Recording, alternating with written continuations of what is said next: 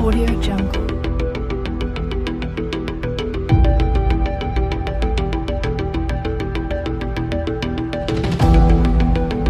Audio Jungle.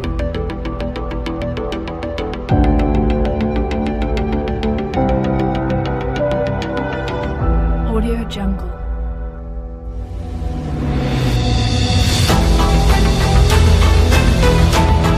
Audio Jungle. Audio Jungle.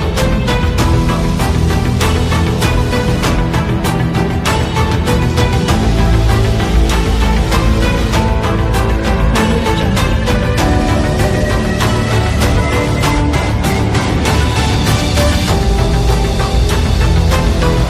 Jungle. Audio Jungle.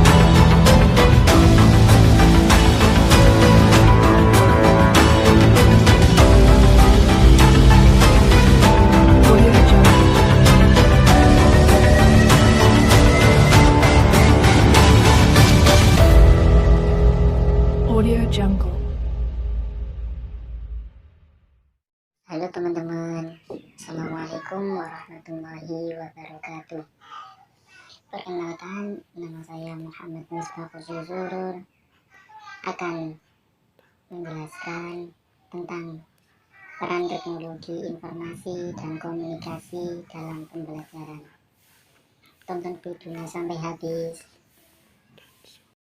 Oke, selanjutnya kita akan membahas tentang peranan IT dalam pembelajaran. Di sini ada poin 4 yang akan kita bahas. Yang pertama, pengertian IT. Yang kedua, pentingnya IT bagi manusia dalam pembelajaran. Yang ketiga, peranan IT dalam pembelajaran. Yang keempat, dampak positif negatif IT dalam pembelajaran. Yang kelima, kesimpulan. Poin ke-1. Oke, kita menuju poin yang ke-1, yaitu adalah pengertian IT.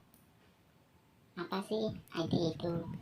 Yaitu teknologi informasi dan komunikasi merupakan elemen penting dalam kehidupan berbangsa dan bernegara. Peranan teknologi informasi pada aktivitas manusia pada saat ini memang begitu besar. Perkembangan teknologi informasi dan komunikasi atau TIK telah memberikan pengaruh terhadap dunia pendidikan, khususnya dalam proses pembelajaran. Komunikasi sebagai media pendidikan dilakukan dengan menggunakan media-media komunikasi seperti telepon, komputer, internet, dan sebagainya. Interaksi antara guru dan siswa tidak hanya dilakukan melalui hubungan tatap muka, tetapi juga dilakukan dengan menggunakan media-media tersebut. Oleh Rosenberg 2001. Poin kedua. Oke, menuju poin yang kedua, yaitu pentingnya IT bagi manusia dalam pembelajaran. Itu penting sekali manusia harus mengenal teknologi lebih dalam lagi. 1. Selain digunakan untuk media pembelajaran, teknologi informasi juga dapat digunakan untuk mengembangkan ilmu pengetahuan. Yang kedua, dengan pemanfaatan yang baik dapat mempermudah proses pembelajaran, membantu siswa dalam memahami materi pelajaran, dapat menarik perhatian siswa, dan dapat meningkatkan mutu pembelajaran. Yang ketiga, pemanfaatan teknologi dapat digunakan guru dalam berkomunikasi dengan orang tua siswa. Selain sebagai alat pembelajaran bagi siswa dan alat komunikasi, pemanfaatan teknologi informasi juga berguna bagi guru dalam proses pengajaran. Yang keempat, pemanfaatan teknologi akan menjadikan inovasi bagi guru dalam belajar mengajar. Selain itu, dapat tercipta suasana yang lebih menarik dan meningkatkan hasil belajar siswa. Poin yang ketiga. Baik, menuju poin yang ketiga, yaitu peran IT dalam pembelajaran. Yang pertama, proses penyusunan silabus sampai pada pengembangan TPP. atau rencana pelaksanaan pembelajaran.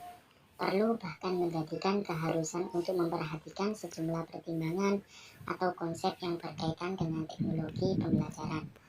Mencakup taksonomi dari masing-masing domain desain, pengembangan, pemanfaatan, pengelolaan, dan evaluasi dengan menerapkan model pendekatan sistem. Yang kedua, pendidikan maupun pembelajaran berbasis kompetisi yang menekankan pada ketuntasan belajar atau mastery learning secara individual, mempersyaratkan untuk direncanakan program-program remedial dan pengayaan yang dapat diaplikasikan secara fleksibel. Oleh karenanya, penerapan IT dalam pembelajaran, khususnya pembelajaran yang berbasis aneka sumber dan multimedia, untuk menunjang ketuntasan belajar juga menjadi sangat penting peranannya. Yang ketiga, guna mencapai ketuntasan kompetensi pembelajaran, aplikasi model pembelajaran aktif atau PAKEM dan berpusat pada siswa, student centered, yang merupakan ciri konsep pembelajaran, mutlak harus diaplikasikan secara sungguh-sungguh dengan memanfaatkan IT demi perbaikan pembelajaran di masa-masa mendatang. Poin yang keempat, yang ada di poin 4 yaitu dampak positif negatif IT dalam pembelajaran. Yang kita bahas posisinya dulu. Yang pertama, informasi yang dibutuhkan akan semakin cepat dan mudah diakses untuk kepentingan pendidikan. Yang kedua, inovasi dalam pembelajaran semakin berkembang dengan adanya inovasi e-learning yang semakin memudahkan proses pendidikan. Yang ketiga, kemajuan TIK juga akan memungkinkan berkembangnya kelas virtual atau kelas yang berbasis telekonferensi yang tidak mengharuskan sang pendidik dan peserta didik berada dalam satu ruangan. Yang keempat, sistem pembelajaran tidak harus melalui tatap muka. Dengan kemajuan teknologi, proses pembelajaran tidak harus mempertemukan siswa dengan guru, tetapi bisa juga menggunakan jasa pos, internet, dan lain-lain.